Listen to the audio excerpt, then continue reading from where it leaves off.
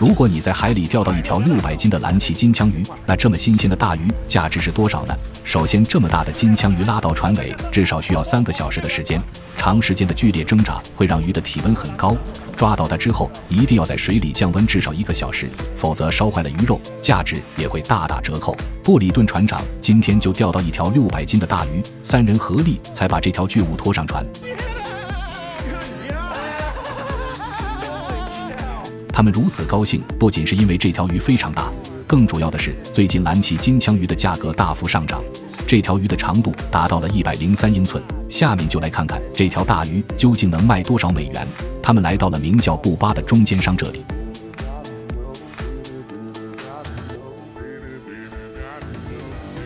切掉鱼头鱼尾后，这条鱼净重622磅。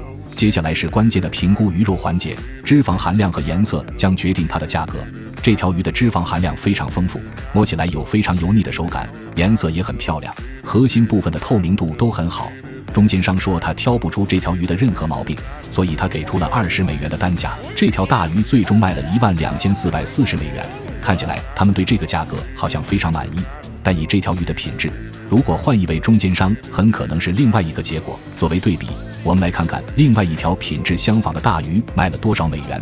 尼克船长选择的中间商是丹尼斯夫妇。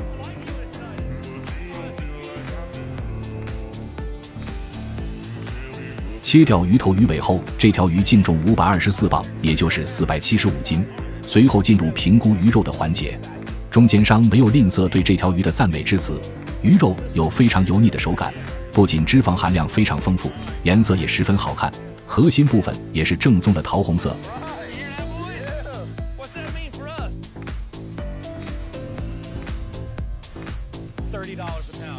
中间商最后给出了30美元的单价，这条475斤的大鱼总共卖了15720美元。这么高的单价似乎也出乎3人的意料，所以他们告别了中间商，又匆匆返回海上。本以为船长们最近的单价都会不错，没想到泰勒的单价再一次突破了下限。兄妹俩用了3个多小时才把大鱼拉到船尾，拴尾巴的时候还出现了失误，差点让鱼跑掉。兄妹俩为钓到这条大鱼而高兴不已，所以他们迫不及待就拉上船测量尺寸。也正是这个举动给鱼肉造成了不可逆的损伤，这条鱼的长度达到了97英寸。下面就看看泰勒的单价是如何突破下限的。掐头去尾后，这条鱼净重390磅。随后开始评估鱼肉的环节，这条鱼不仅没什么脂肪，鱼肉的主要部分还有烧灼的痕迹，应该是降温时间较短造成。这种鱼很难销售出去，所以中间商只给出了6美元的单价。这条鱼最终仅卖了2340美元。鲍勃船长为了钓鱼，整晚都待在海上。凌晨时分，终于把一条大鱼拖上甲板。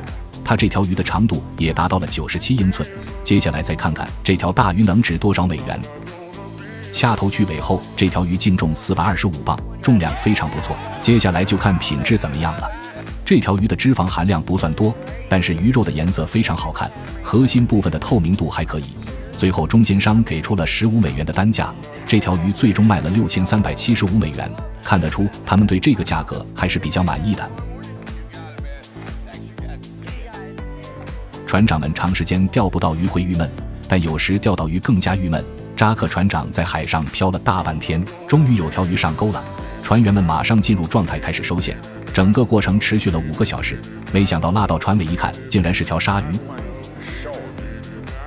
除了切线放生，别无他法，5个小时的努力算是白费了。不过幸好马上又有一条鱼上钩了，希望这次咬钩的不是鲨鱼。拉到船尾一看，果然是条蓝鳍金枪鱼，而且看着还很大。同伴赶紧投出鱼叉，3人相互配合，总算成功拴住鱼的尾巴。降温2个小时后，把鱼拉上船。这条鱼的长度达到了95英寸。下面再来看看这条大鱼能值多少美元。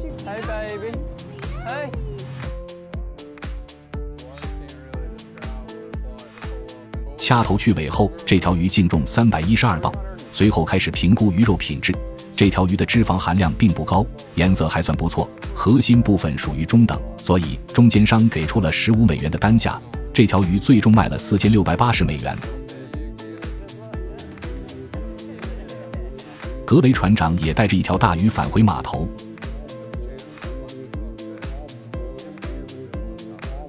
他这条鱼的净重为466磅，称重完成，开始进入评估鱼肉的环节。